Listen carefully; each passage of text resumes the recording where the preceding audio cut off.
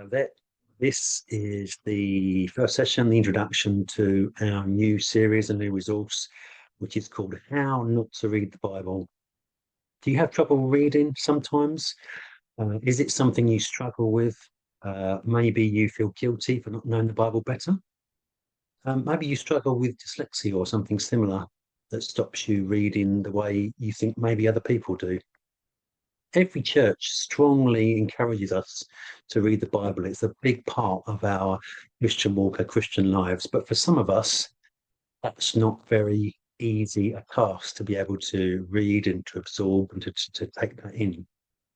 I myself, I read very, very slowly. I don't find it easy to digest the words very, very quickly. Although I like reading and I like the Bible, I didn't really notice this until my lovely wife was reading something one day and she read it really quickly. And I didn't understand how she could do that quickly. And I couldn't.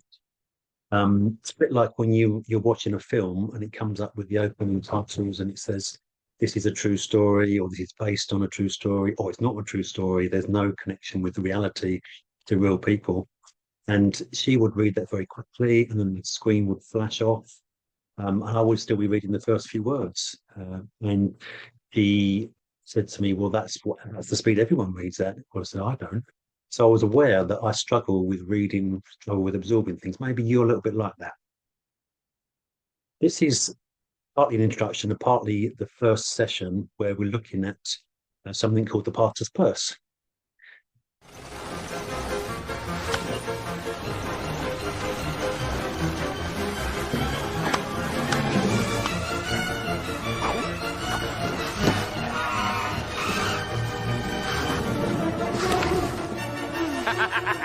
Looks like the buck stops here.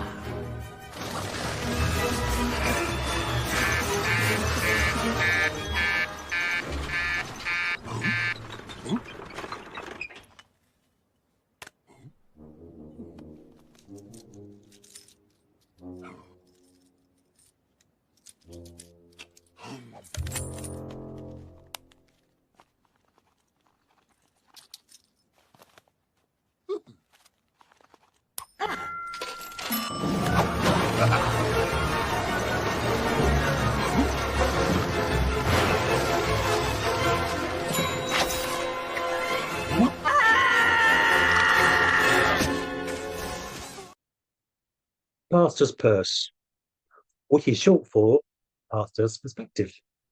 So it's going to be one of the things we're going to use is just my £2 worth, just to say what I think that bit from the Bible means. Without actually reading it, we can actually talk about it, we can discuss, we can pass on some of the things in here, in the clip. All the valuables are in the purse of the dog that was fighting Gromit. And it's kind of it's unpacking that, it's taking those things out of those purses and getting them into the vernacular, getting them into other people and having the chance to actually explore those. My name is Dave, and along with my lovely wife Laura, we lead Rayleigh Vineyard in Essex. We've been doing that for 20 years. And this resource is free to you. Feel free to use it. Feel free to pass it on. We'll try to put it on Facebook and on the website. We'll try to do anywhere between 3 and 5 sessions per week.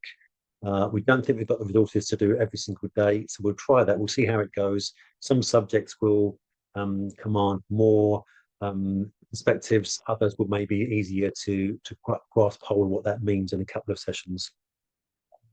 And starting next week, it's getting to know the Bible by not reading it, which might sound a bit subversive, might sound a little bit heretical to say that, but it means we don't have to physically read all the words to get from the Bible actually what it means. If you go back thousands of years to when the Hebrews were roaming the earth as a nation in those days, they would actually tell stories. So all the stories from the Bible were originally verbally communicated, and Jesus used parables to get across his point.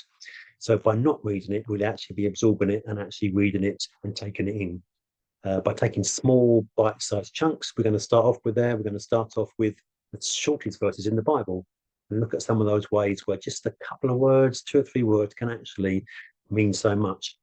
Or we're going to use other ways to absorb its brilliance by watching videos, by listening to songs, by finding out things all other ways across the internet and across the communication networks we can actually find to actually pick up what the Bible means at those points.